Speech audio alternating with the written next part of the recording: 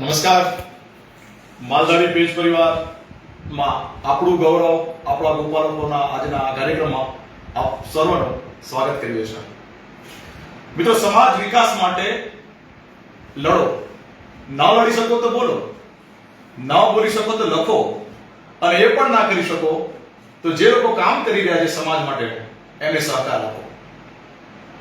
માલધારી સમાજ એ શિક્ષણથી વંચિત છે. એના ઘણા બધા પાસા છે અને એના જવાબદાર આપણે પણ છે. આ સમાજને આજે શિક્ષણ તરફ લઈ જવું છે ત્યારે સમાજમાં ઘણા બધા મહાનુભાવો સમાજ શિક્ષણનું, સમાજ સંગઠનનું કામ કરી રહ્યા છે. ત્યારે 6 રાજ્યોમાં સમાજ શિક્ષણ અને સંગઠનનું કામ કરતા ખેમરાજભાઈ નિવાસી આપણી વચ્ચે ઉપસ્થિત છે. માલધારી પેજ પરિવાર આપનું સ્વાગત કરે છે સર. ધન્યવાદ. સમગ્ર ભારતભરમાં રાયકા રબારી દેવાસી સમાજ સેવા સંસ્થાનના પ્રમુખ છે અને ખૂબ સુંદર કામગીરી આખા ભારતમાં કરે છે. ત્યારે આપણા આજના માલધારી પેજ પરિવારના મહેમાન છે. સૌથી પ્રથમ એમનો પરિચય વિધિથી આપણે આજના કાર્યક્રમની શરૂઆત કરીશું. ખીમજીભાઈને વિનંતી કે સાહેબ આપ આપના પરિચયથી આજના કાર્યક્રમની શરૂઆત કરો. મારું નામ ખેમરાજભાઈ તેજાભાઈ દેસાઈ. ગોત્ર અમારી શાહ છે, ભાંગરા છે, અને મૂળ વતન અમારો રાજસ્થાનના જાલોર જિલ્લામાં ભીલમાલ તાલુકાના કોરા ગામમાં મારો જન્મ થયો છે અને અત્યારે પણ હું કોરા ગામમાં રહું છું. અને સોશિયલ એક્ટિવિટીની સાથે સાથે પોલિટિકલ એક્ટિવિટી પણ હું કરું છું. 2 વાર જિલ્લા પંચાયતનો સભ્ય રહ્યો, માલધારી સંઘનો સભ્ય રહ્યો, અને અત્યારે ગામમાં બધા લોકો મળી 2 વર્ષ પહેલાં મને બિનહરીફ સરપંચ ચૂંટી કાઢ્યો. એટલે હું ત્યારે એ પ્રકારની કામગીરી કરું. સાથે સાથે સમાજનું પણ જેટલું શક્ય હોય એટલું હું ત્યારે કામ કરી રહ્યો છું. आभार. मित्रों, जब तक सफल न हो निंद चैन त्यागो तुम, संघर्षों का मैदान छोड़कर मत भागो तुम, कुछ किए बिना जय जयकार नहीं होती और कोशिश करने वालों की कभी हार नहीं होती. आवा सुंदर प्रयासों સાથે એમનું જીવન યાત્રા છે. સતત સંઘર્ષ, સતત પ્રયત્નો અને પોતાની સાથે સાથે સમાજનો વિકાસ કેમ થાય, સમાજ શિક્ષિત કેમ થાય, આવા પ્રયત્નો પણ એમના છે. ત્યારે આપ અખિલ ભારતીય રબારી રાયકા દેવાસી સમાજ સેવા સંસ્થાના પ્રમુખ પણ છો. તો આ સંસ્થા શું કામ કરે છે એના વિશે પણ જાણીશું. અખિલ ભારતીય રબારી સમાજ સેવા સંસ્થાન, પહેલાં તો એનો જે રચના થઈ એ વિશે થોડું આપને જણાવીશ. એની પૃષ્ઠભૂમિ આપણે જઈએ તો શરૂઆતમાં એવું થયું કે આપણે જે રાજસ્થાન, ગુજરાત અને બધી જગ્યાથી હરિયાણા, પંજાબનો જે સમાજ છે એ તીર્થયાત્રાએ જાય અને ખાસ કરીને હરિદ્વાર જતા ત્યારે આપણે બેઠવા, વિસવાનું, ઉઠવાની કોઈ વ્યવસ્થા નહોતી, બેસવા માટે કોઈ જગ્યા નહોતી. તો બધા મળીને એવું નક્કી કર્યું હતું આપણે વાળીનાથ મહેન્દ્ર બ્રહ્મલીન શ્રી પરમ પૂજ્ય બલદેવગીરજી મહારાજ બહુ પ્રયાસ કર્યો. પછી કનીરામદાસજી બાપુ, એમના ગુરુ જે કલ્યાણદાસજી મહારાજ હતા, એમને પણ પ્રયાસ કર્યો. એવી રીતે રાજસ્થાનના અમારા એક સંત હતા જે હરિયાણામાં હતા, કૃષ્ણનાથજી એમનું નામ હતું. એમને પણ પ્રયાસ કર્યો અને એ લોકોએ કે ભાઈ આપણો એક સ્થાન હોવું જોઈએ. તો એના માટે એકવાર મિટિંગ બોલાવી, એમાં હું પણ ગયો હતો. બધાએ મેં થોડુંક રૂપરેખા કરી હવે આવી રીતે આપણે કંઈ કામ કરી શકીએ તો કોઈ કામ સફળ થાય. અને એના માટે આપણે કોઈક સંસ્થા ઊભી કરવી પડે. એમને એમ કરીએ તો આજે ડોક્યુમેન્ટ વગેરે કોને નામે કરવા, શું કરવું, તો ત્યારે આપણને એવું લાગ્યું કે સંપૂર્ણ ભારતની એક એવી સંસ્થા હોવી જોઈએ, સમાજનું સંગઠન હોવું જોઈએ એ સમાજના વિવિધ પ્રકારના કામો માટે ઉપયોગી થાય. અત્યારે આપણે ઘણી ધર્મશાળાની સગવડ થાય પણ આજ પછી પણ આપણે એને કરીએ. એટલે આ વિચાર આવ્યો ત્યારે નજર પડી કે અખિલ ભારતીય રાયકા મહાસભા એક સંસ્થા બની હતી. એના પ્રથમ અધ્યક્ષ આપણા પૂર્વ સાંસદ સાગરભાઈ રાયકા હતા, પણ એમને જ્યારે રજિસ્ટ્રેશનની ટાઈમ આવી ત્યારે પોલિટિકલ માણસોના લીધે એમને પોતાની અસમર્થતા બતાવી. એટલે આપણે મહેસાણા નિવાસી ગોવિંદભાઈ સાવધારિયા એ પ્રમુખ બન્યા. અને પછી 10-12 વર્ષ સુધી ચાલ્યું અને પછી એમના સ્વાસ્થ્યના કારણથી કીધું કે આ મારે ચાલી નહીં શકે. જ્યારે એમને પૂછ્યું કે ભાઈ આપણે આવી કોઈ સંસ્થા હોય તો એના નીચે હેઠળ જ આપણે આ કામ શરૂ કર્યું. એમને કીધું કે આ સંસ્થાનું ભવિષ્ય નથી ને રજિસ્ટ્રેશન પણ પૂરું થઈ ગયું. ત્યારે આપણે નવેસરથી અખિલ ભારતીય રબારી સમાજ સેવા સંસ્થા નામની સંસ્થા બનાવી અને એમાં પૂરા હિન્દુસ્તાનમાં 6 રાજ્યોમાં રાયકા, રબારી, દેવાસી, દેસાઈ સમાજ જે વસે છે એ 6 રાજ્યના લોકોનું પ્રતિનિધિત્વ કરી અને આ સંસ્થાનું રજિસ્ટ્રેશન કરાવ્યું. અને એ રજિસ્ટ્રેશન કરાયા પછી પહેલું કામ આપણે ધર્મશાળા ખરીદી. એમાં બધા લોકોને 6 રાજ્યના લોકો એક જજમાં આવીને બેસવાનું ચાલુ કર્યું. એટલે પહેલું કામ તો એ થયું કે એકબીજા સાથે તમે સમજો કે 5, 10, 25, 50 જણને રાજસ્થાનમાં ઓળખતા હો, હું ગુજરાતમાં 50-100 જણને ઓળખતો હોઉં, પરંતુ મોટા પાયે આપણે એક જગ્યા પર બેસીને ચિંતન કરી શકીએ, સમાજને વિકાસની તરફ લઈ જવા માટે કંઈ આપણે વાર્તાલાપ કરી શકીએ એવો કોઈ મંચ પહેલાં નહોતો. તો એક આપણે પહેલાં આ મંચ ઊભું કરાયું અને એની દર વર્ષે જેઠ સુધી 10મી તારીખ પણ આપણે એવી નક્કી રાખી કે જેથી કરીને કોઈને યાદ રાખવાની કે સૂચના આપવાની મોટા ભાગે જરૂર ના પડે. સૂચના આપવાની જગ્યાએ સૂચના પણ આપીએ, પરંતુ ફિર બી એક સારો સામાન્ય નિયમ મળી દીધો કે જેઠ સુધી 10મી એની ગંગા દશહરાના દિવસે, જે દિવસે ધરતી પર ગંગા માતાજીનું પ્રાકટ્ય થયું, એ દિવસે હરિદ્વારમાં દર વર્ષે 6 રાજ્યના રાયકા સમાજ, રબારી સમાજ મિટિંગ આપણે કરવાની.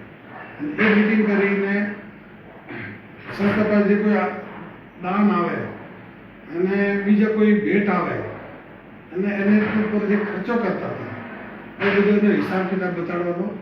પછી આપણી પાસે જે બજેટ રહેતું હતું એનાથી આપણે વિચાર કર્યો કે જે આપણા સમાજના તેજસ્વી તારલા છે, જે હોશિયાર છે અને જે બાળકો આગળ જઈને દેશનું અને સમાજનું નામ રોશન કરી શકે એવા લોકોને આપણે પ્રોત્સાહન આપવા માટે પ્રતિભાશાળી છાત્રનું પ્રોત્સાહન રાખવાનું 6 રાજ્યના રાયકા સમાજે નક્કી કર્યું.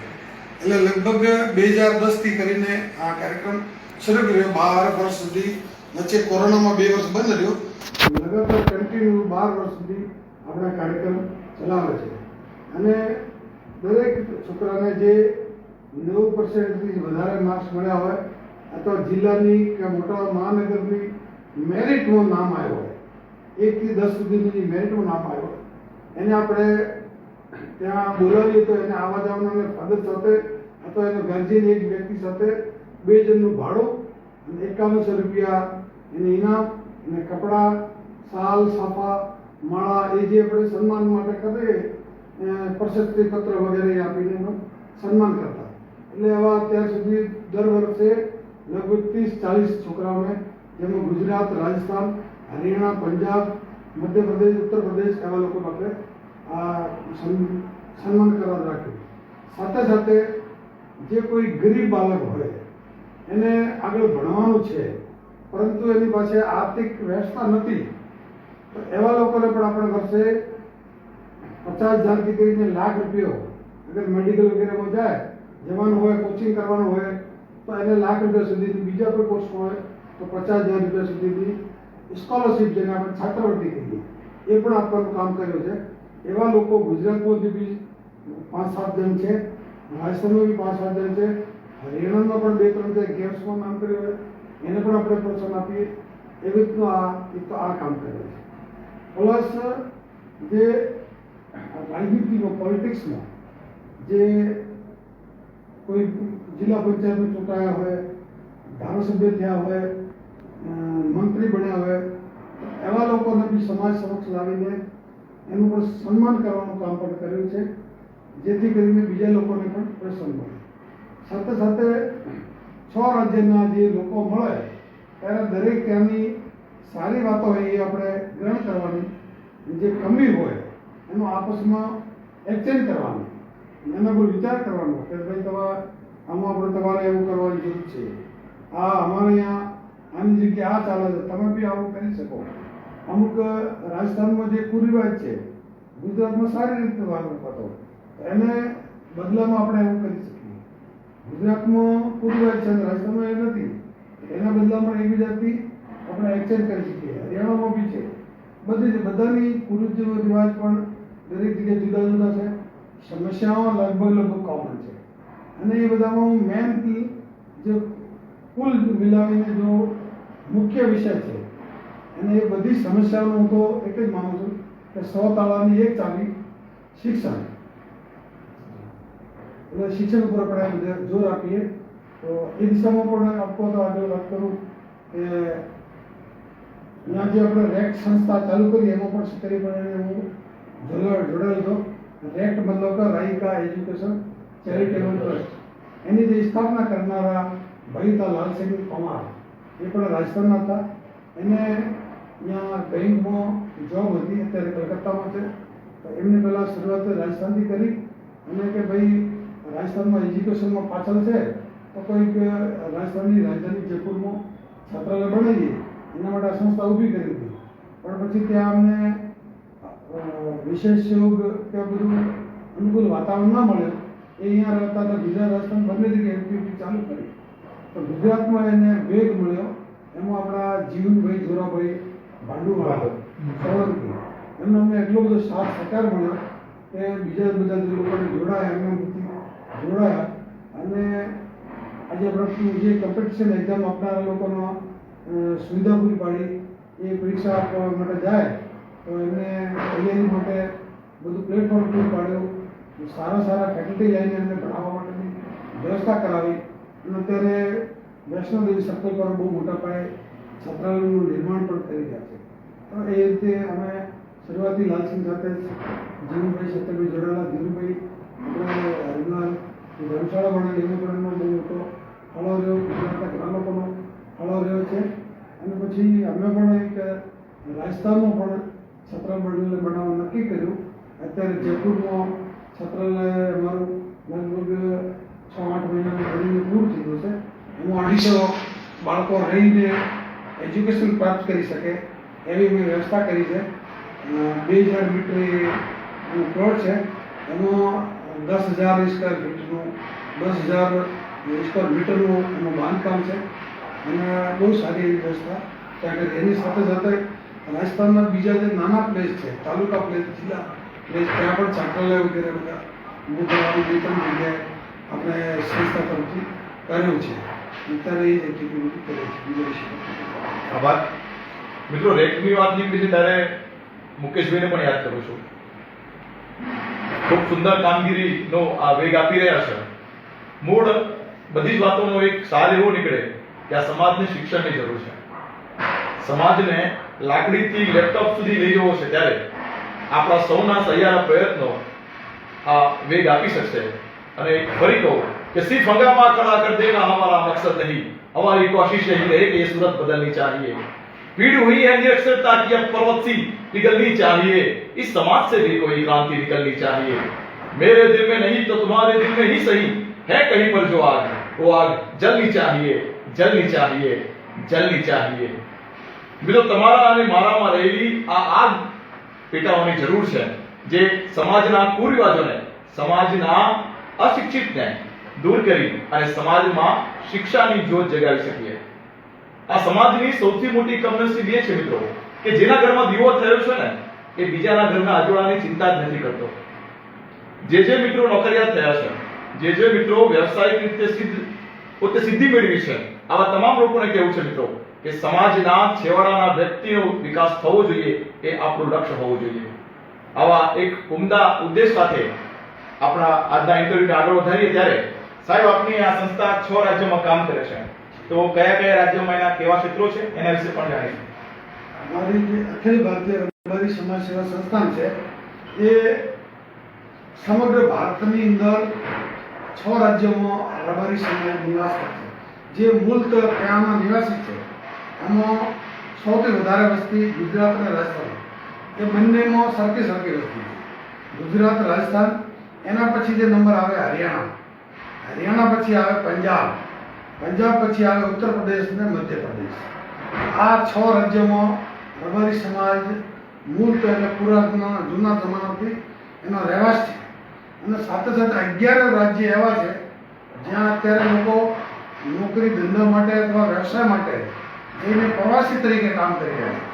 એવા 10-11 રાજ્યો પણ છે.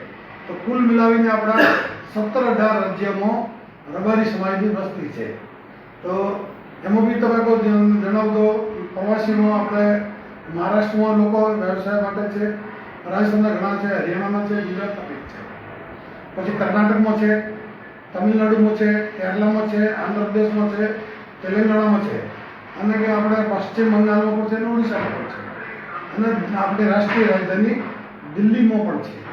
એ પ્રકારે આ 16-17 સ્ટેટમાં રાયકા સમાજ, રબારી, દેવાસી, દેસાઈ સમાજની છે.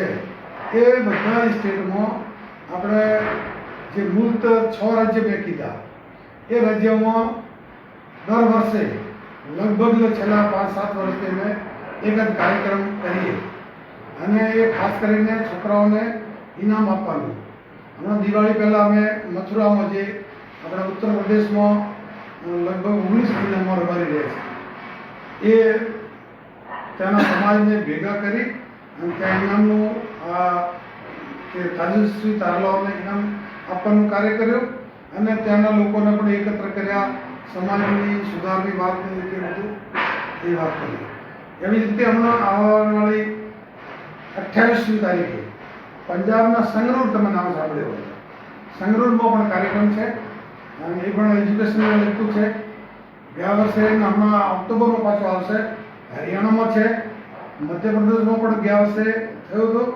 એવી રીતે બધા જ રાજ્યોમાં, ગુજરાતમાં પણ આપણે અહીંયા જે સંસ્થા તરફથી 2-3 વર્ષ પહેલાં કાર્યક્રમ થયો હતો, અને જે તેજસ્વી તારલા તેમને ઇનામ આપવાનો એવી રીતે કાર્યક્રમ કર્યો હતો.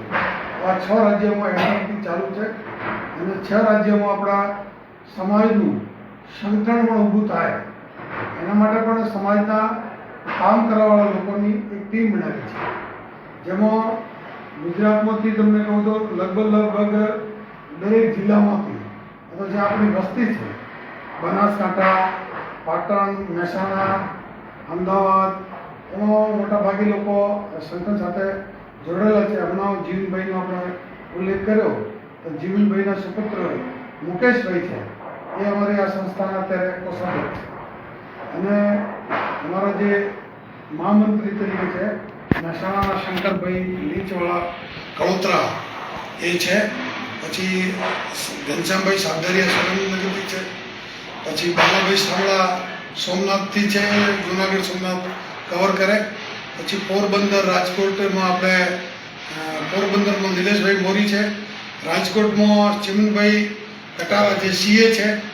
એટલે એવી રીતે બધા જ જે લોકો સમાજની કોઈ એક્ટિવિટી મારફત સમાજને આગળ ધપાવવાની જેમની ઈચ્છા છે એવા લોકોને આપણે જોડેલા છે.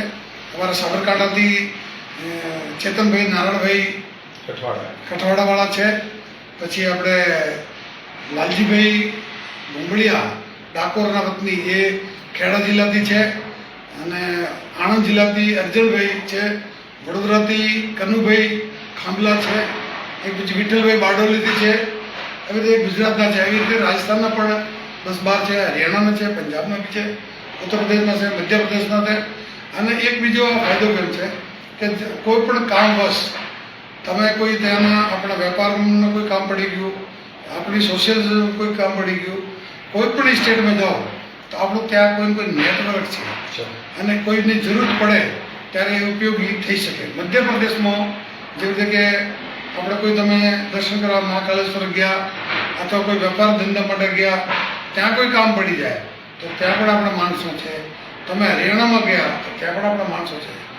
ગુજરાતના કોઈ બી તાલુકામાં આપણું નેટવર્ક તાલુકા સ્તરે પણ છે, અને બધાના ટેલિફોન નંબર હોય, એ હોય તો એકબીજાને ઉપયોગી થઈ શકે એવા સક્ષમ માણસોની ટીમ છે. એ રીતે આપણે આભાર. મિત્રો, શિક્ષણ પછી સંગઠનની વાત થઈ. એક સરસ મજાની નાની વાત છે કે એક યુવાન સિંહ અને એક વૃદ્ધ સિંહ, આ બંને મિત્રો કોઈ કારણવશ આ બંને વચ્ચે અબોલા થયા. એટલે પેલો યુવાન સિંહ અને વૃદ્ધ સિંહ બંને બોલતા નથી. એકવાર ઊંચી ભેખડ ઉપર પેલો યુવાન સિંહ ઊભો હોય, અને નીચે ખાઈની અંદર 4-5 કૂતરા પેલા વૃદ્ધ સિંહને ઘેરી વળે છે, અને વૃદ્ધ સિંહ એ કૂતરાઓનો સામનો નથી કરી શકતો. આ જોઈ ભેખડ ઉપર ઉભેલો પેલો યુવાન સિંહ ત્રાડ નાખે છે યુવાન સિંહની ત્રાળ સાંભળી અને કૂતરા ભાગી જાય છે. ત્યારે બાજુમાં બીજો ઉભેલો યુવાન સિંહ એવું કહે છે કે ભાઈ તમે તો બોલતા નથી એમ, તો તે કેમ બચાવ્યો ને, તે ત્રાળ કેમ નાખી? તો પેલો યુવાન શ્રી ઉદાહરણ કહે છે કે ભલે અમે બોલતા નથી, પરંતુ સમાજ ઉપર કૂતરા બસી જાય ને એ તો ના ચલાવી દેવાય. એટલે મિત્રો સમાજ સંગઠિત હશે તો આપણા ધારા પરિણામ મેળવી શકીશું. શિક્ષણ પણ એક સંગઠનનો ભાગ છે. જો સંગઠિત હશું તો શિક્ષિત સમાજને કરી શકીશું. બાકી જો આપણે આપણી કૌટુંબિક વાળા બનાવીને બેસી જશું ને તો આ સમાજ જેટલો મોટો સમાજ છે જેની શક્તિ પ્રદર્શિત થવી જોઈએ એ નથી થઈ શકતી. એનું કારણ પણ એક આ છે. સાહેબ, રબારી સમાજના એવા કયા કયા પ્રશ્નો હાલ છે જેને હાલ વાચા આપવાની જરૂર છે? તો હું બીજી થોડી વાત કરી શકું. સંગઠન વિશે આપણે જે વાત થઈ ને, અને એમાં જે સંગઠનની આપણે જે અખિલ ભારતીય રબારી સમાજ સેવા સંસ્થાનમાં જે રચના થઈ છે એમાં પણ આપણે ત્રિસ્તરીય રચના રાખી છે. ત્રિસ્તરીય એટલા માટે રાખી છે કે પહેલાં તો જે આપણી સમાજને પ્રેરણા આપનારા, માર્ગદર્શન આપનારા, આપણી રાહ ચીંધનારા, આપણને આધ્યાત્મિક પીઠબળ પૂરું પાડનારા એવા સંતો મહેનતો છે. એટલે એમને પણ આપણે ગુજરાતના હોય કે રાજસ્થાનના હોય કે હરિયાણાના હોય, એમને પણ આપણે સંગઠન સાથે એક માર્ગદર્શક મંડળ તરીકે આપણે રાખ્યા છે કે જ્યારે પણ આપણને આવી રીતે જરૂર પડે ત્યારે આપણે એમનું માર્ગદર્શન મેળવી શકીએ. અને એમની જે પદ્ધતિઓ હોય એમાં પણ આપણે કઈ રીતે કામ કરવું જોઈએ એમનું સમયસર માર્ગદર્શન મળે. સાથે સાથે આપણા સમાજમાં અમુક લોકો બહુ ઓછી માત્રામાં છે પણ જે રાજનીતિક ક્ષેત્રે કાર્ય કરે છે અને બહુ સફળ રાજનીતિજ્ઞ પણ છે. તો એમના રાજનીતિમાં રચ્યા પચ્યા હોવાથી ફૂલ ટાઈમ સામાજિક કામ કરવાની એમની પણ મર્યાદા હોય, પરંતુ એ આપણને સમાજને ઉપયોગી થઈ શકે, આપણને માર્ગદર્શન પૂરું પાડી શકે. એટલા માટે એમનું પણ આપણે એક ગ્રુપ બનાવ્યું છે, રાજનીતિક આપણે આધ્યાત્મિક ગ્રુપ, એક રાજનીતિક ગ્રુપ. એમાં આપણે પૂર્વ ધારાસભ્ય જેટલા પણ છે, પૂર્વ મંત્રી છે, ગુજરાતમાં 2 પૂર્વ મંત્રી છે, ભીખાભાઈ રબારી અને રણછોડભાઈ રબારી. બીજા આ વર્તમાનમાં એક જ ધારાસભ્ય છે રઘુભાઈ. પૂર્વ ધારાસભ્ય બાબુભાઈ છે, ગોવાભાઈ છે. જે આપણે સંગઠનની જે રચના કરી એમાં બધા લોકોને સમાવેશ કર્યો છે. સાથે સાથે આ 6 રાજ્યોને અલાવા આપણે જે પ્રવાસી ભાઈઓ છે એમનો પણ જીવંત સંપર્ક રહે, એ પણ એક જાજમ પર બેસીને, કારણ કે અર્થબળ કોઈ પણ કાર્ય કરવા માટે, સમાજને આગળ ધપાવવા માટે કોઈ પણ આપણે જે કાર્યક્રમ તૈયાર કરીએ એ કાર્યક્રમને અમલી જામા પહેરાવવા માટે અર્થબળની જરૂર પડે.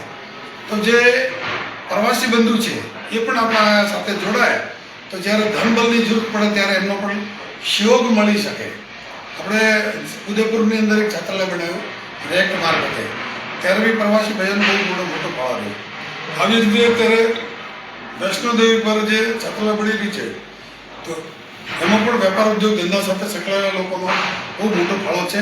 હમણાં એક વાત નીકળી હતી કે ભાઈ આપણે જે ગરીબ છે, પછાત છે, પાછળ રહી ગયા છે, એમનો કોઈ વિચાર નથી કરતો, પણ અમુક લોકો છે એવા કે જે એના માટે પણ વિચાર કરે છે. આ જે છાત્રાલય બનાવી રહ્યા છે અમુક જગ્યાએ તાલુકા લેવલે, જિલ્લા લેવલે પણ ગુજરાત, રાજસ્થાન બધી જગ્યાએ છે. હરિયાણા, પંજાબમાં કોઈ છાત્રાલય અત્યાર સુધી છે નહીં. તો એના માટે પણ લોકો કામ કરી રહ્યા છે. એ લોકોને બધાને જોડી અને જે સમાજમાં કામ કરતા હોય એવી બહુ બધી મોટી સંખ્યામાં આપણે સંસ્થા બની છે, એના મારફત આપણે કામ કરવું જોઈએ. આગળનો પ્રશ્ન આપણો મને લાગે તો કયા કયા પ્રશ્નોને વાચા આપવાની? કયા પ્રશ્નોને વાચા આપવાની એમાં શું છે કે અત્યારે પ્રશ્નો તો ઘણા છે. રાજસ્થાનના જે રબારી સમાજ છે એમાં શિક્ષણમાં બહુ પાછા થયા. ગુજરાતનો જે સમાજ છે એ શિક્ષણને યોગ્ય વાતાવરણના લીધે વાતાવરણ સારું હતું અને એમનું જે નિવાસ છે એ મોટા મહાનગરની આસપાસ હતું. એટલે શિક્ષણનું પ્રમાણ પહેલાં તો અહીંયાના જે વડોદરાના મહારાજા સયાજીરાવ ગાયકવાડ જેવા મહારાજા થયા, જે પોતાની પ્રજાને શિક્ષિત કરવા માટે બહુ મોટો ફાળો હતો. એના લીધે એનો સમાજ બહુ આગળ શિક્ષણનું ક્ષેત્રે આગળ વધી ગયેલો છે અને અત્યારે નોકરી ધંધામાં, ઓફિસરોમાં પણ બહુ મોટી સંખ્યામાં છે. પણ ગુજરાતની સાથે સાથે રાજસ્થાન રાજસ્થાનનો સમાજ જનસંખ્યા દ્રષ્ટિએ એટલો છે, પણ હજુ સુધી રાજસ્થાનના લગભગ 2 લાખ પરિવાર, ફરીવાર હું કહું છું 2 લાખ પરિવાર, અને કચ્છના રાજસ્થાનના બંને થઈ ગયા. કચ્છને બહુ મોટો ભાવે હજુ માઇગ્રેટ છે એટલે એ મધ્યપ્રદેશ, છત્તીસગઢ અને મહારાષ્ટ્રના જંગલોમાં ભટકતો રખડતો જીવન જીવે છે. જે રીતે આપણે બરડા, ગીર, આલેચ, નેસની વાત કરીએ એનાથી પણ બદતર સ્થિતિ. હું સમજુ છું કે પૂરા આ દુનિયાની અંદર આપણે જે સ્વયંસેવી સંસ્થા છે કે સરકારી તંત્ર છે એમની માનસિકતા એવી છે કે ભાઈ આદિવાસી સમાજ છે એ પછાત છે. જે કોઈ યોજના બનાવે ત્યારે એને ધ્યાનમાં રાખીને બનાવતા હોય. એમના માટે બી હોવું જોઈએ, નો ડાઉટ. પણ મારું એવું માનવું છે કે એના કરતાં પણ આપણો સમાજ પછાત છે. આ આદિવાસી સમાજ અગર કોઈ જગ્યાએ કામ પર જઈને બેસે, જ્યાં કોઈ કમઠાનું કામ ચાલતું હોય, કોઈ ભવન નિર્માણ થતું હોય, ત્યાં એ લોકો મજૂરી કરવા માટે રહે તો એમને કમસે કમ માથું ઢાંકવા માટે છત્તો છે. 2 વર્ષ 12 મહિના ત્યાં કામ ચાલે ત્યાં સુધી એક સ્થાન પર રહીને પોતાનો ચૂલો પેટાવી શકે. પણ જે રબારી ઘેટા બકરા લઈને જાય એનો ચૂલો આજે સવારનો પ્રાંતિજમાં હતો તો સાંજનો જે ચૂલો છે એ 10-15 કિલોમીટર આગળના બીજા ગામમાં હશે. અને એ ચૂલાની સાથે સાથે તમને અંદરની વાત જણાવો કે સમસ્યાની સાથે શું આવે કે જે વરસાદ પડતો હોય અને બેન દીકરી જે ગામ બાજુનું જે ગામ હોય ત્યાં લોટ દળાવવા જાય, વરસાદ પડતો કે લાઈટ નથી તો ચક્કી પર એને લોટ ના દળાવી શકે. એની સાથે નાના ભૂલકા હોય એ આવે કે માં મને જમવાની રોટી આપ, ત્યારે એની સ્થિતિ શું થતી હોય કારણ કે એની લોટ દળાવી નથી. લોટ દળાઈને લઈ આવે તો લકડી ક્યાંથી લાવવાની, વરસાદને લીધે ગીલી થઈ ગઈ હોય. આવી પરિસ્થિતિ, કઠિન પરિસ્થિતિમાં એ લોકો જીવન જીવે છે. અને પછી એને જે રિટર્ન મળવું જોઈએ ને એ રિટર્નમાં પણ આપણે જે કહીએ, અત્યારે આપણે ગુજરાતનો જે માલધારી સમાજ છે ગાય ભેંસના દૂધ પર પોતાનું જીવન ગુજરાન કરે છે, એના પણ ભાવ જે જોઈએ એટલા નથી. અત્યારે સરકારે જે કિસાનો માટે, ખેડૂતો માટે જે ભાવ કર્યા છે, પહેલાં જે MSP જેને કહેવાય મેક્સિમમ સપોર્ટ પ્રાઇસ, એ સમજો કે ઘઉંના 20 રૂપિયા હતા તો સીધા 30 કરી દીધા, દોડા કર્યા. એ કોઈ પર્ટિક્યુલર જીન્સનું નામ નથી કરતું, મોટા ભાગે જીન્સ જે કૃષિ પેદાશ છે એના દોડા કર્યા. જ્યારે આપણા જે દૂધનો ભાવ છે એ વર્ષોથી આપણે જોઈએ તો ભલે એમાં કોઈક વાર રૂપિયા આગળ જતો રહે પણ કોઈ વધ્યો નથી. પછી એના પહેલાં બળદ વખતા વેચાતા, હવે વાછરડો મોટો થાય તો એ વેચાય, પણ એની પણ અત્યારે આ કડક સાધન આવી ગયા, ટ્રેક્ટર આવી ગયા, બીજી મશીનરી આવી ગઈ, એનો પણ કોઈ ઉપયોગ નથી. એટલે જે ગાયા ચારે બીજું કરે એને કોઈ જે રિટર્ન મળીને ઠીક છે પેટ ભરીને દાળ રોટી કોઈ કમાતા હશે કે બીજી મજૂરી કરીને કરે, પણ એ ધંધા પર અત્યારે પ્રોફિટેબલ ધંધો નથી રહ્યો. એવી રીતે જે ઘેટા બકરા ચારવાવાળા છે એમને પણ એક જમાનો હતો કે આટલી મુશ્કેલી પરિસ્થિતિમાં પણ ત્યાં જઈને ઘેટા ચારતા. ઊનનો ભાવ ચાંદીનો એક ભાવ હતો. ચાંદીના હું જ્યારે મારી જન્મ થયો થોડો સમજનો થયો ત્યારે ચાંદીના 5 રૂપિયા કિલો હતા, તો ઊનના પણ 5 રૂપિયા કિલો હતા. જ્યારે અત્યારે 60,000 રૂપિયા કિલો ચાંદી છે પણ ઊન તમારે 15 રૂપિયા કિલો વેચાય છે, જે આપણા ઘેટા બકરાનું ઊન. એટલે એમાં પેલા કતરા માટે 20 રૂપિયા લાગે. એટલે કશું મળવાનું તો છે નથી, ઉલટા 2 રૂપિયા ઘરના નાખવા પડે. પછી જે એમનું જે ખાદ હોય, મીંડણીનું ખાતર કહીએ ને એનું પણ વેચાણ થતું હતું. પણ અત્યારે શું થયું છે કે યુરિયા આવી ગયું, એ તમે નાખો એટલે ફટ લઈને ભબકો આવે ને ખેતરમાં તમારી પેદાશ રાતોરાત તૈયાર થઈ જાય. તો લોકો જે આપણું જે ઓર્ગેનિક વસ્તુથી, ઓર્ગેનિક ખેતી હતી એને છોડી દીધી. એ બહુ ઉપયોગી હતી, એના લીધે ત્યાં લોકોને બીમારીઓ પડે છે. એ છોડીને આવી ખેતી કરવા માંડ્યા એટલે આપણું ખાતર કોઈ લેનાર નથી. એટલે ઘેટા બકરાની જે હતી કેવલ માંસ માટે જે ખાવાવાળા લોકો એ લઈ જાય, બાકી એનો પણ કોઈ ઉપયોગ રહ્યો નથી. અને નાના ભૂલકાની હત્યા થાય છે. આ જે ઘેટા બકરા ચાલે, મહિના 2 મહિના 3 મહિનાનું બચ્ચું હોય એ કતલખાના જાય એનો પાપને લીધે બી આપણો આપણે પણ એની પાસે મજબૂરી છે. આપણે જોઈએ કે આપણે દૂધ મૂલ્યો સમાજ છે, આપણે આધ્યાત્મિક ધાર્મિકતાવાળો સમાજ છે, પણ આવા લીધે બી હજુ આગળ આપણે આવી શકતા નથી. તો આવી બધી સમસ્યાઓ સાથે આપણે માલ ઢોરવાળાની જે છે તો શહેરી અને સિટીની અંદર આવા કાયદા આવ્યા કે આપણે જ્યાં આપણી વસ્તી હતી ત્યાં બધા નગર ઊભા થઈ ગયા, આ કોન્ક્રીટના જંગલ ઊભા થઈ ગયા. આપણે એ છોડીને બહાર જવું પડે તો અહીંયા રહો તો કાયદા કહે કે ભાઈ સડક પર તમારું ઢોર ના આવવું જોઈએ. એટલે આ સમસ્યા ફેસ કરી છે ત્યારે પૂરા ગુજરાતમાં છે. રાજસ્થાનનું જે માલ ઢોર રાખે છે મોટી સિટીમાં આવી સમસ્યા છે. એવી રીતે જે ઘેટા બકરા લઈને ત્યાં જ ચાલે છે અને લગભગ હજારો વર્ષોથી જંગલ જે આદિકાલથી હું તો એવું કહું છું કે ધરતી પર જ્યારે પહેલો માનવ જાતિની રચના થઈ, ઉત્પત્તિ થઈ, એ દિવસથી જે પહેલો વ્યવસાય જો કોઈ કર્યો હોય તો આ માલ ચરાવવાનો થયો છે. એટલે આપણો આદુ ધંધો છે. અને સર્વભૂમિ ગોપાલકી આપણે એવું કહીએ છીએ. સર્વભૂમિ ગોપાલકી કહેતા હતા. એની જગ્યાએ સ્થિતિ અત્યારે આવી જઈ ગઈ કે આ રિઝર્વ ફોરેસ્ટ છે, આ અમે અહીંયા નર્સરી રાખી છે, અહીંયા અમે ડેમ બનાવીએ છીએ, અહીં અમે કોલોની બનાવીએ છીએ, અહીં સરકારી વિદ્યુત વિભાગનું મોટું સબસ્ટેશન બને છે, થર્મલ પાવર સ્ટેશન બને છે, સરકારના મોટા મોટા ઉદ્યોગો લાગી રહ્યા છે. એ બધી જ જમીનો જે છે કોનો હક મારી ગયો? આપણા માલધારીનો, આપણા સમાજના જે લોકો હતા. એટલે આ ધંધાની સામે આવા મોટા બહુ બધા પડકારો છે. અત્યારે પર્યાવરણ વાળા એ તે બધાએ બહુ મુશ્કેલીઓ ઊભી કરી છે. કાયદા એવા બધા બની ગયા છે.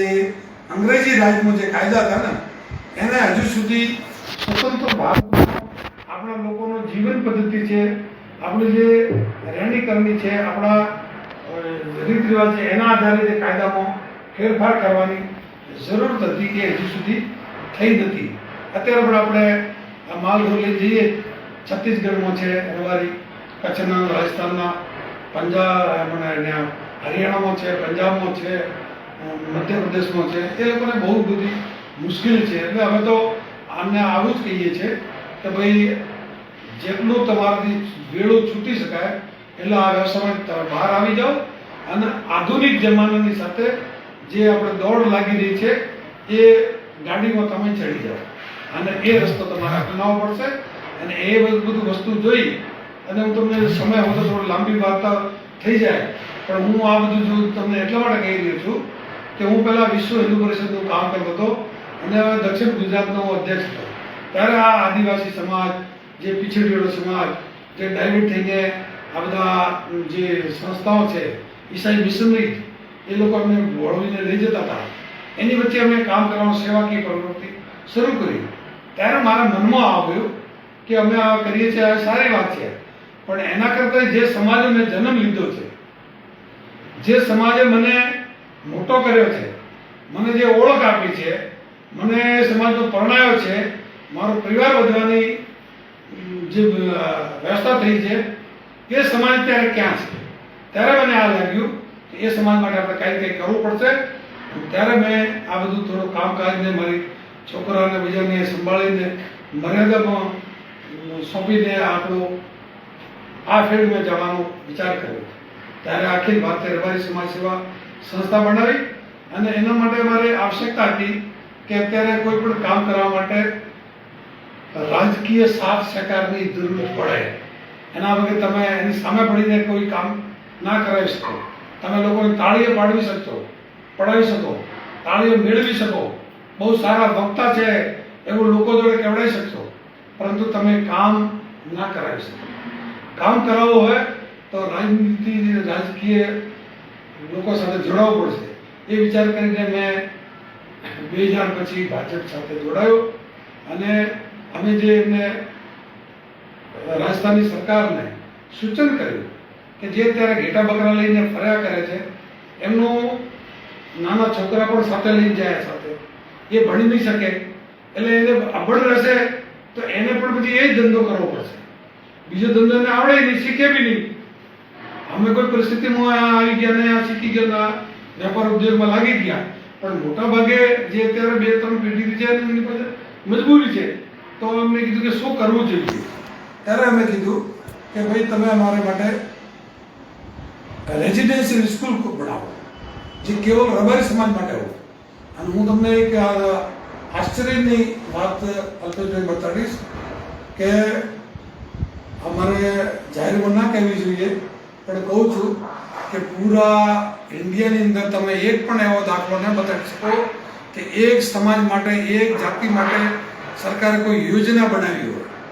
અત્યારે એસસી માટે બને તો એસસીમાં 50, 20, 25 જાતિ હોય. એસટી માટે કોઈ યોજના બને એમાં ઘણી જાતિ છે. ઓબીસી માટે બને તો ઘણી જાતિઓ છે. લેકિન કેવલ માત્ર રબારી સમાજ માટે યોજના બનાવી એ અમારા પૂજ્ય ઓટારામજી ભોપાજી અને અમારી જે ટીમ હતી એ બધા ભોપાજીનો એક આધ્યાત્મિકતા લીધે એમને આગળ કર્યા અને રાજસ્થાનની જે મુખ્યમંત્રી બનાવવા એને અમે પહેલાંથી કમિટમેન્ટ કરી, એની જોડે વાત કરી ત્યારે એમને દિલમાં અમારી બધી વાત બેસી ગઈ અને એમનો એટલો બધો સપોર્ટ મળ્યો કે એને અમારા માટે 5 રેઝિડેન્શિયલ સ્કૂલ ખોલી. 5 રેઝિડેન્શિયલ તમારા ગુજરાતમાં એક પણ નથી. મેં સૂચન કર્યું આપણે રણછોડભાઈ બધાને કર્યું કે તમે પણ અહીંયા કચ્છના રબારીઓ માટે માંગો કે રાજસ્થાનમાં છે એ રીતે અમને આપો. તો હોય સેન્ટ ઝેવિયર છે અથવા એવા ટાઈપની સ્કૂલો છે અથવા રેઝિડેન્શિયલ સ્કૂલો છે એમાં પણ આ સમાજનું નિઃશુલ્ક પ્રવેશ 10% રાખવામાં આવે. આવી વ્યવસ્થા અમે કરાઈ છે. તો આવું બધું રાજસ્થાનમાં પણ થઈ, અહીંયા ગુજરાતમાં થઈ શકે. તો પણ અનેક પ્રકારની 18 એવી યોજનાઓ અમે શરૂ કરાવી હતી. બહુ મોટો વિષય છે. તમે કહો તો હું બધું લિખિતમાં પણ બતાવી શકીશ. આવડા આ કામ કરવાથી સમાજનું ધીરે ધીરે આપણે શિક્ષા વધે એનાથી સમાજનું ભવિષ્ય સારું થશે એના વગર નહીં થશે. બીજો આપી તમારો ખૂબ આભાર. મિત્રો, સમાજના 30% લોકો વ્હાઇટ કોલર જોબ અથવા કોઈ સારો વ્યવસાયિક ક્ષેત્ર લઈ બેઠા છે. તો આ સમાજની વ્યાખ્યામાં 70% લોકોને આપણે ન ભૂલી શકીએ. કાવા દાવા કરી અને ઓડી ફોર્ચ્યુનર લઈ ફરતા લોકો કરતા લુગડે મેલો પણ મનનો ઉજળો માલધારી મારે મન વિશેષ મહત્વનો છે. અને એવા લોકો માટે પ્રયત્ન કરવાની જરૂર છે, એવા લોકો માટે કામ કરવાની જરૂર છે. સમાજમાં મિત્રો શિક્ષણ જે છે, જે લોકો હોશિયાર બાળકો છે એમના માટે આપણે સમાન કાર્યક્રમ ગોઠવીએ છીએ, પ્રોત્સાહિત કરીએ છીએ. પણ સમાજના 80% બાળકો જે નથી ભણતા એના માટે શું? આવા વિદ્યાર્થીઓ માટે કે જે હોશિયાર છે એમને તમે પ્રમાણપત્ર નહીં આપો, ટ્રોફી નહીં આપો તો પણ એ લોકો એમના ક્ષેત્રમાં આગળ વધવાના જ છે, કારણ કે જાગૃત થઈ ચૂક્યા છે. પણ સમાજના 80% બાળકો જે શિક્ષણથી વંચિત રહે છે એના માટે પ્રયત્ન કરવાની જરૂર છે. અને સાહેબશ્રીના ખૂબ સારા પ્રયત્નો, રાજસ્થાનમાં ખૂબ સારું કામ અને આવા કામ ગુજરાતમાં પણ થાય. અને જ્યાં જ્યાં મિત્રો અમે માલધારી તો વસુદેવ કુટુંબકમમાં માનીએ છીએ, કોઈ જાતિવાદ કરતા જ નથી, પરંતુ આખા વિશ્વમાં અમે પહોંચી ના વળીએ એટલે અમે અમારા સમાજનું કામ કરીએ છીએ, સમાજ ઉત્થાનનું, સમાજ શિક્ષણનું કામ કરીએ છીએ. ત્યારે સાહેબ, અખિલ ભારતીય રબારી સેવા સંસ્થાનનું આગળનું આયોજન શું છે એ વિશે ખૂબ જાણ્યું છે. બહુ સારો પ્રશ્ન કરે છે. આગળના આયોજનમાં પણ તમને કહું કે જે અમારી સંસ્થાની અંદર જે પ્રકારના લોકોને અત્યારે જોડ્યા છે, પહેલાં મર્યાદિત સંખ્યામાં હતા. અત્યારે સમાજના જે સુખી સંપન્ન લોકોને અમે જોડ્યા છે અને એના માધ્યમથી જે તમે કીધું કે સમાજનો જે પછાત રહી ગયેલો સમાજ છે, પાછળ રહી ગયેલો સમાજ છે, અત્યારે આ 21મી સદી તરફ જે જઈ રહ્યો છે એવા સમયમાં આપણે પાછળ ના રહી જઈએ. એટલે જે આપણા બધા આપણા શરીરના સમાજનું જે પણ એક શરીર છે એના જે અંગ છે બધા એક સરખા વિકસિત થાય એવી રીતે પ્રયત્ન કરવા માટે જે ભાઈઓ પાછળ રહી જઈ રહ્યા છે એમને પણ આગળ લાવવા માટે બધા મળીને આપણે પ્રયાસ કરીશું. એમાં શિક્ષણ માટે હોય કે સમાજની આર્થિક મદદ માટે હોય, દરેક રીતે એને ધંધો રોજગાર માટે પગભર કરવાની વાત હોય કે ગમે તે રીતે કરીને એને આગળ કરવા માટે આપણે પ્રયત્ન કરવાનો છે. અને એના માટે આપણે જે અમારી જે ટીમ છે આ પૂરી તાકાતથી લાગીને કામ કરીશું એવું મારું માનવું છે. અને સમાજને હું રોજે હંમેશા એવું જ કહું છું કે અત્યારે જે કુરિવાજ અમારો આપણે પાટણમાં સમાજનું સંમેલન થયું ગુજરાતમાં, આવી રીતે રાજસ્થાનમાં બી થાય છે. ઘણી જગ્યાએ આ કુરિવાજોનો વિષય એના પર મંથન થાય છે. એ બહુ સારી વાત છે આ બીજી પહેલાં બી 5-7-10 વર્ષ પહેલાં સમાજ સુધારણાનો બધા બંધારણ બન્યા, પણ સમાનાંતરે જેવી રીતે સમય જાય એવી રીતે એમાં ફેરફાર કરવાની આવશ્યકતા પડતી હોય એટલે કર્યો છે. એમાં બી બહુ સારી વાત છે અને રાજસ્થાનમાં પણ થાય છે. પણ મૂળ રૂપે હું આટલું જ કહીશ કે જે કુરીતિવાદો પેદા થાય છે એના મૂળમાં પણ અશિક્ષા છે. અગર સમાજ શિક્ષિત હશે, ઘણા લોકો છે કે ભાઈ પૈસા વગર સગાઈ નથી, બે પ્રકારનું હોય. પૂરા આપણા હિન્દુસ્તાનના હિન્દુ પરિવાર સમાજમાં આ કુરીતિ છે. એક તો જેને છોકરી ના મળતી હોય એને પૈસા આપીને છોકરી લાવી પડે. એક જેને છોકરી છે પણ મૂર્તિઓ ના મળે એને પૈસા આપીને મૂર્તિઓને પૈસા આપવી પડે. આ બંને પ્રકારની સમસ્યા છે. આ બંને પ્રકારની સમસ્યામાં તમે તમારા બાળકોને સારું શિક્ષણ આપશો તો આ કોઈ સમસ્યા ઊભી નહીં થાય. તમારા છોકરા માટે છોકરી જોઈતી હોય તો પૈસા આપવાની જરૂર નહીં પડે.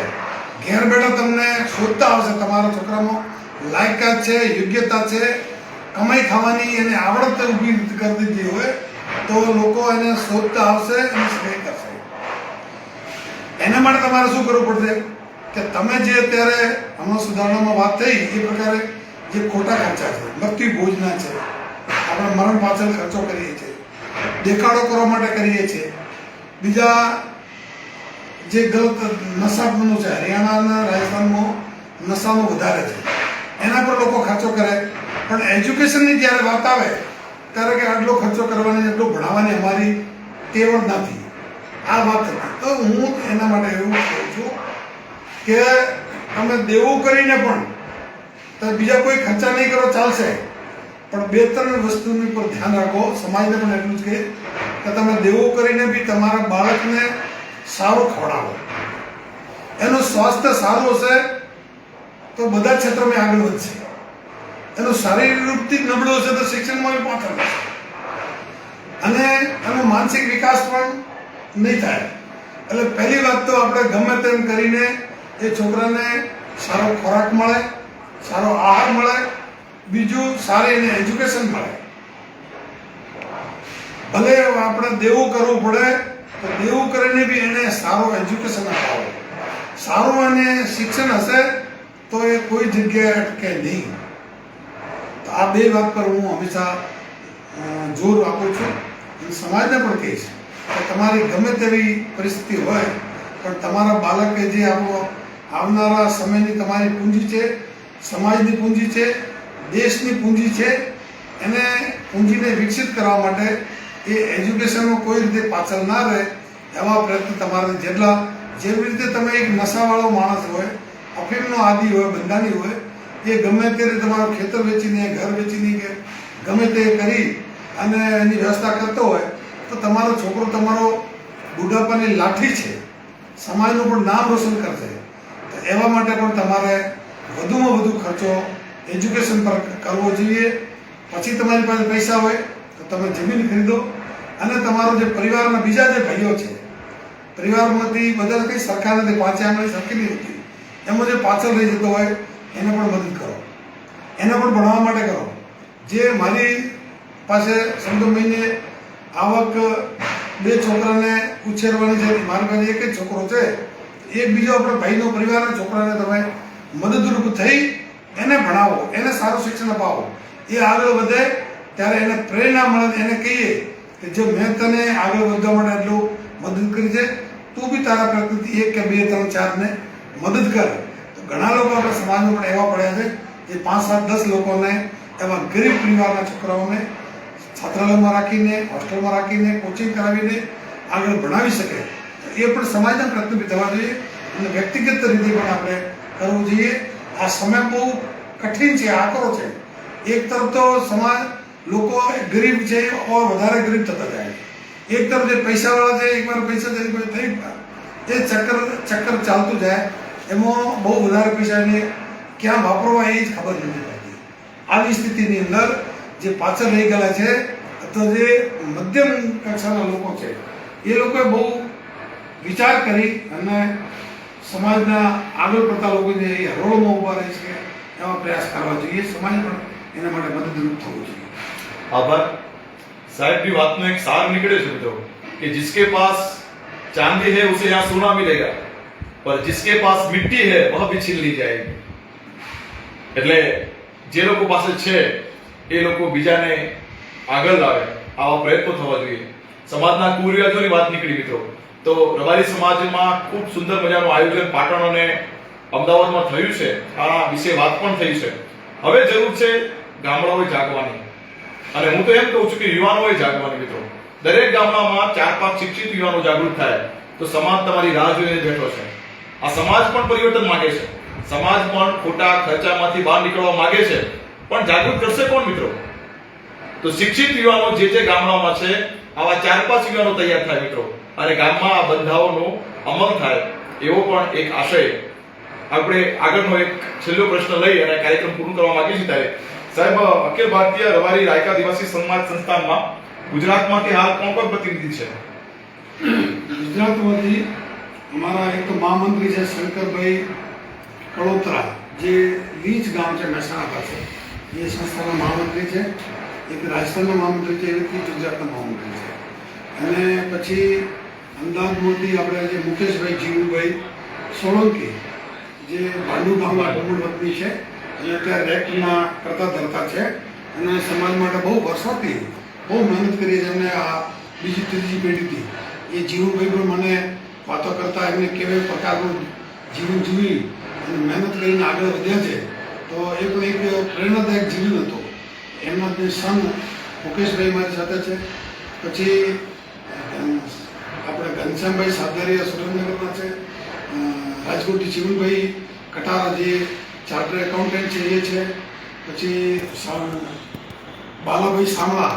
જુનાગઢથી છે સોમનાથ જુનાગઢના છે પછી નિલેશભાઈ મોરી જે પોરબંદરના છે કચ્છમાંથી દયાભાઈ ભુરાભાઈ આલ જે બહુ મોટા વ્યવસાય છે એને કન્ટેનર ટ્રાન્સપોર્ટનું ને બધું બિઝનેસ છે બહુ મોટી પાર્ટી છે એવી રીતે આપણે સાબરકાંઠા તમારા ચેતનભાઈ છે ચેતનભાઈ નારાયણભાઈ છેક દક્ષિણ ગુજરાત બારડોલીથી વિઠ્ઠલભાઈ છે પછી કનુભાઈ જે 3 જિલ્લાનું સંગઠન ચલાવે છે વડોદરા પંચમહાલ અને ભરૂચ આ 3 જિલ્લામાં છેલ્લા 40 વર્ષથી એ લોકોનો પરિવાર સંગઠન ચલાવી રહ્યા છે અને એજ્યુકેશન માટે કામ કરી રહ્યા છે એના જે પ્રમુખ તરીકે છે કનુભાઈ લક્ષ્મણભાઈ ખામલા વડોદરાના ગાજરાવાડી નિવાસી છે એ છે જે ખંભાતના છે અર્જુનભાઈ એ પણ શિક્ષણ ક્ષેત્રે વ્યક્તિ સાથે સંકળાયેલા હતા અને ઘણા વર્ષોથી હું મારા મિત્ર છે એ આણંદ જિલ્લાથી આવે છે ખંભાત અને તે એ પણ સંસ્થાનો છે પછી લાલજીભાઈ દેસાઈ જે લાલજીભાઈ ભૂંગળિયા ડાકોરના છે અને ડાકોર મંદિરના ટ્રસ્ટી બધી ઘણી બધી ચાલે છે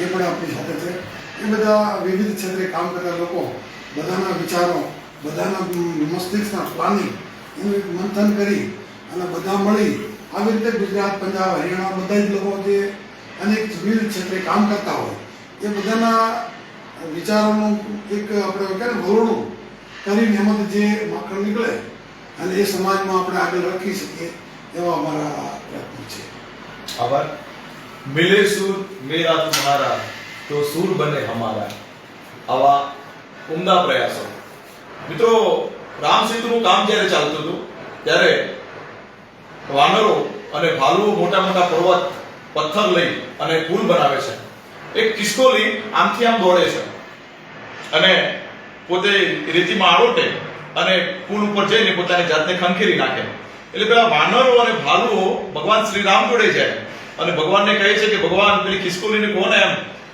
પગમાં આવી જશે ક્યાંક મરી જશે અમને કામ નથી કરવા દેતી ભગવાન રામ પેલી ખિસકોલીને બોલાવે છે અને કહે છે કે તું શું કરે છે એમ આ તું ઘડીકમાં માટીમાં આરોપે છે પાછી તું પુલ પર પોતાની જાતને ખંખેરી નાખે છે આટલું તું શું કરી છે એમ તું સાની મને બેસી જા બીજાને કામ કરવા દે ત્યારે ખિસકોલી એવું કહે છે કે નહીં ભગવાન જ્યારે ભવિષ્યમાં રામ સેતુ નિર્માણની વાત આવે ને ત્યારે મારો સમાજ પણ પાછળ ના આવવો જોઈએ એટલા માટે મારાથી જે થાય ને એ પ્રયત્ન હું કરું છું એટલે મિત્રો સમાજ શિક્ષણની વાત આવે, સમાજ સંગઠનની વાત આવે ત્યારે આપણી જાત પણ પાછી ના આવવી જોઈએ એવું માની અને આપણે સૌ સાથે મળી આ સમાજને શિક્ષિત કરીએ. આજના આ કાર્યક્રમમાં અલ્પેશભાઈ ગેણોજ પણ આપણી વચ્ચે ઉપસ્થિત છે. સાથે સાથે ખૂબ પ્રયત્ન કરતા માલધારી પરિવાર, પેજ પરિવારને પણ આભાર વ્યક્ત કરું છું, એમને પણ ધન્યવાદ આપું છું અને આપણા માલધારી પેજની સ્મૃતિ રૂપે આપણી રાષ્ટ્રમાતા ગૌ માતાને ભેટ આપી અને સાહેબનું સ્વાગત કરીએ છીએ. અલ્પેશભાઈ, પહેલાં તો આ બંને અલ્પેશભાઈ આપણા પપ્પાનો પણ હું ખૂબ ખૂબ આભાર માનું છું કે તમે પધારી અને મારી સાથે આ સંવાદ કર્યો અને આ ગુજરાતના લોકો જોશે. એવી જ રીતે મારી ઈચ્છા તો હતી કે આપણે 6 રાજ્ય શું આપણે જે 17-18 રાજ્યોમાં રબારી સમાજ વસે છે એ લોકો પણ આપણી આ વાત જાય એના માટે ભવિષ્યમાં તમને અગર અનુકૂળતા હોય તો આપણે હિન્દીમાં પણ આ વાત કરીશું જેથી કરીને બધાને મળે. આ બધા પધાર્યા એ બદલ આપનો ખૂબ ખૂબ આભાર. મેં એક સંકલ્પ કરેલો છે કે જ્યાં સુધી મારું રાયકા સમાજનું છાત્રાલય ત્યાં નિર્માણ કામ ચાલુ છે, 10 કરોડનો પ્રોજેક્ટ છે, અમારા રાજસ્થાન માટે બહુ મોટો પ્રોજેક્ટ કહેવાય. એનું મેં આજથી 2012ની અંદર સંકલ્પ કર્યો હતો. એ છાત્રાલયનું કામ પૂરું ના થાય ત્યાં સુધી કોઈ પણ જગ્યાએ સન્માન સ્વીકારીશું નહીં. એટલે મંચ પર પોલિટિકલ માણસ છું તો માળા પહેરાવે, મારા